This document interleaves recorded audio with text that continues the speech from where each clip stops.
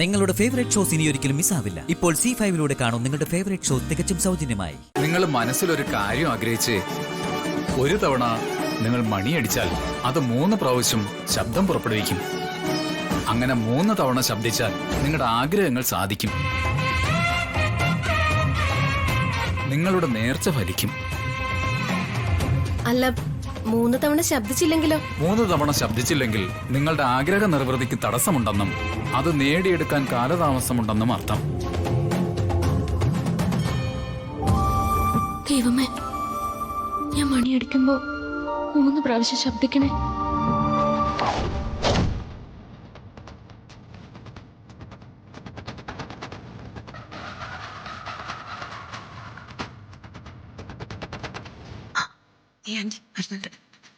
ആ കാണുന്നതാണ് മണി. അതെ, അവരിവിടെ എത്തി.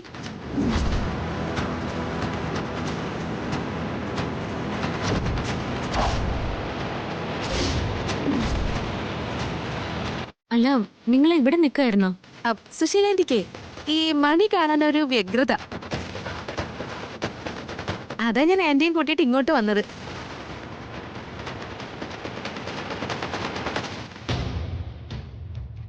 എന്താടി നീ എന്നെ ഇങ്ങനെ നോക്കുന്നത്? ഒന്നുമില്ല. അല്ല, ജാസ്മിൻ മണിയടിച്ച് നേർച്ച നടത്തുന്നില്ലേ? എന്തെങ്കിലും ആഗ്രഹം മനസ്സിൽ വിചാരിച്ച് മണിയടിച്ച് നോക്ക്. ഞാനെന്തിനാ ഗാർഗിയെ മണിയടിക്കുന്നേ? പാർവതി മനസ്സിൽ എന്തെങ്കിലും വിചാരിച്ച് മണിയടിച്ചാൽ തന്നെ എന്റെ ആഗ്രഹം നടക്കും. അതെങ്ങനെയാ പാർവതി മണിയടിച്ചാൽ നിന്റെ ആഗ്രഹം സാധിക്കുന്നത്?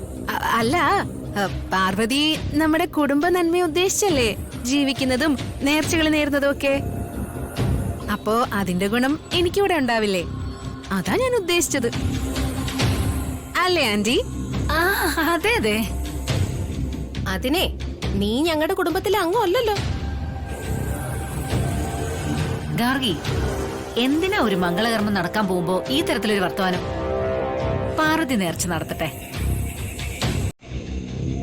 അല്ലേ റിഷ്? അതെ അതെ, നേർച്ച നടക്കട്ടെ.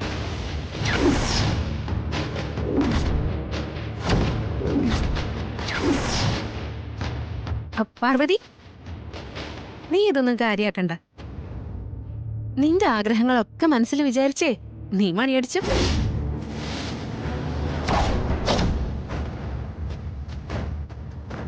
വിശാൽ സർ,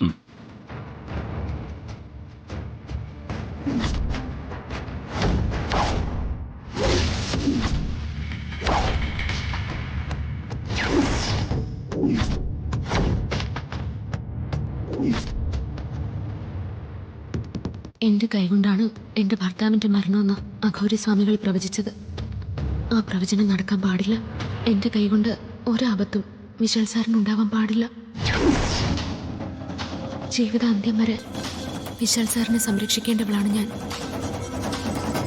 ആ എന്നെ കൊണ്ട് ഒരു പാപവും ചെയ്യിക്കരുതേ ഭഗവാനെ. ഈ കാലദോഷത്തിൽ നിന്ന് ഞങ്ങളെ നിരീക്ഷിക്കണേ. ഡൗൺലോഡ് ചെയ്യൂ C5 ആപ്പ്. കാണൂ എല്ലാ എപ്പിസോഡുകളും സൗജന്യമായി.